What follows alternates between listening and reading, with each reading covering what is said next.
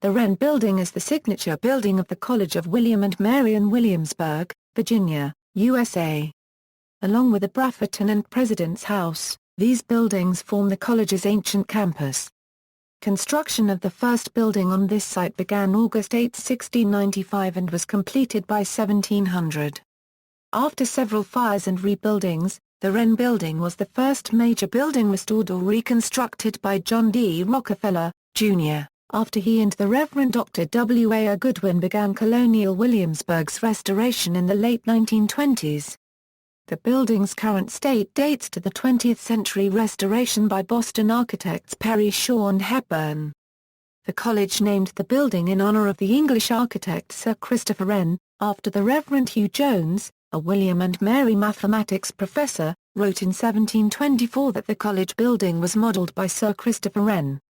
Perry Shaw and Hepburn's restoration reflects the building's historic appearance from its reconstruction in 1716 after a 1705 fire to 1859, when it burned again. The building is constructed out of red brick in the style of Flemish bond, as was typical for official buildings in 17th and 18th century Williamsburg, including several walls remaining from previous structures, and it contains classrooms, offices, a refectory, kitchen, and a chapel. On the top of the building is a weather vane with the number 1693, the year the college was founded. In the early 1770s, plans were drawn up to complete the building as a quadrangle. Alumnus Thomas Jefferson drew up a floor plan submitted to Governor Dunmore and foundations were laid in 1774. The looming War of Independence halted further construction, however, and the fourth wing was never completed. The foundations, however, still exist. Uses of the building. The Wren Building is the oldest academic building in continuous use in the United States, ahead of runner-up Massachusetts Hall at Harvard. The Wren Building, previously known simply as the college, or the main building, was effectively the school's only academic building until the completion of the Brafferton Building and President's House in the 1720s and 1730s. The campus only began its westward expansion in the first part of the 20th century. Students studied, attended religious services, and lived in the Wren Building. After the destruction of Virginia's former capital of Jamestown, Virginia's legislature met in the building's Great Hall as a temporary meeting place from 1700 to 1704 while the Capitol was under construction. When the Capitol burned in 1747, the legislature moved back into the building until the Capitol was reconstructed in 1754. The building also housed a grammar school and an Indian school, which was moved to the Brafferton Building, in 1723. The building was used as a military hospital by the French during the American Revolutionary War and by the Confederacy during the American Civil War. The Wren Building today has historical and ceremonial importance in addition to its academic use. Each year during the opening Convocation Ceremony, incoming William and Mary freshmen enter the building from the courtyard, pass through the central hall, and exit on the opposite side. As seniors, students pass through the building in the opposite direction on their way to the graduation ceremony. The Yule Log Ceremony, the college's holiday celebration, is held every year at the Wren Building, typically during the second weekend in December.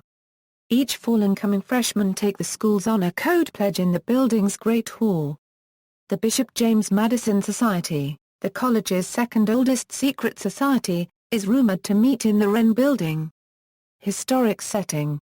After the completion of the President's House in 1732, the college's layout and overall architectural organization changed little until the construction of additional academic buildings in the early 20th century.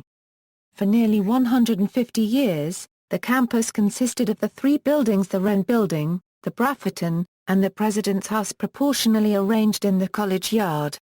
With the Wren Building placed in the middle and bounded by the Brafferton to the south and the President's House to the north, the view gave visitors a sense of balance and proportion, important tenets of the Enlightenment and visible in Jacobean, Anglo-Dutch, and Georgian architecture of the period. To complete the view, a formal geometric garden of hedgerows, topiaries, planting beds, and milepaths was laid out in the college yard facing Duke of Gloucester Street, and a botanical and scientific garden was laid in the back, which led to acres of woodlands and streams. archaeological and historical evidence points to the formal garden in the front having been destroyed by the late 18th century. Plans drawn up by French engineers of Williamsburg in 1782 show plain rectangular beds ornamenting the front, and later 19th-century engravings and photographs show rows of trees and even cows lounging in the college yard. Any remaining physical trace of the gardens were finally obliterated in 1862, when massive earthworks were built during the siege of Williamsburg. Recorded descriptions of the grounds' appearance are few. One possible view was discovered in the late 1920s when researchers discovered a circa 1747 printing plate in England, a Euro unregistered trademark S. Bodleian library depicting Williamsburg landmarks, including the college.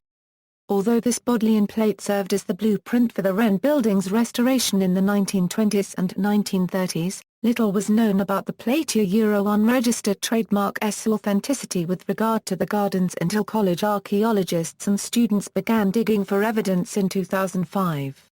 Since these initial archaeological discoveries, the Bodleian plate has proved remarkably faithful in its depiction of the college yard's early garden layout.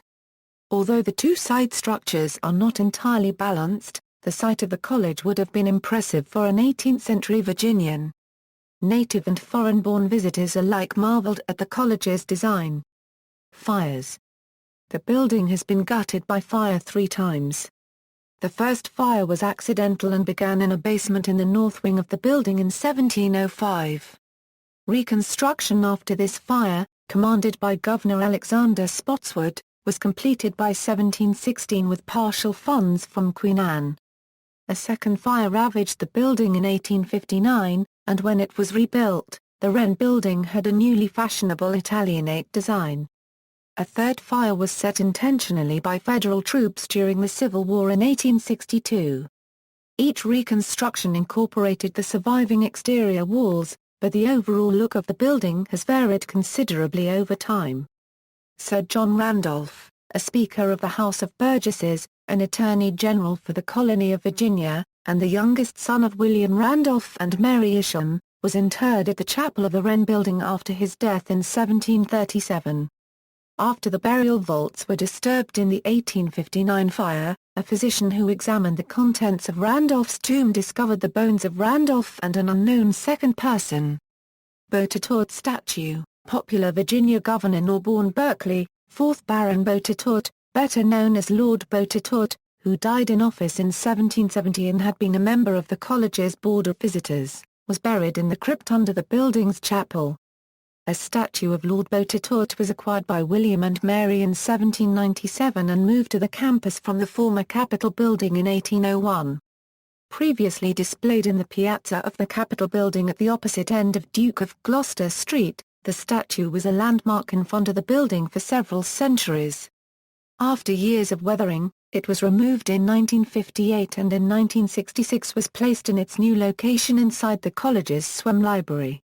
In 1993, as the college celebrated its tercentenary, a new statue of Lord Botetourt, created in bronze by William and Mary alumnus Gordon Cray, was installed in the college yard, in the place occupied for so many years by the original.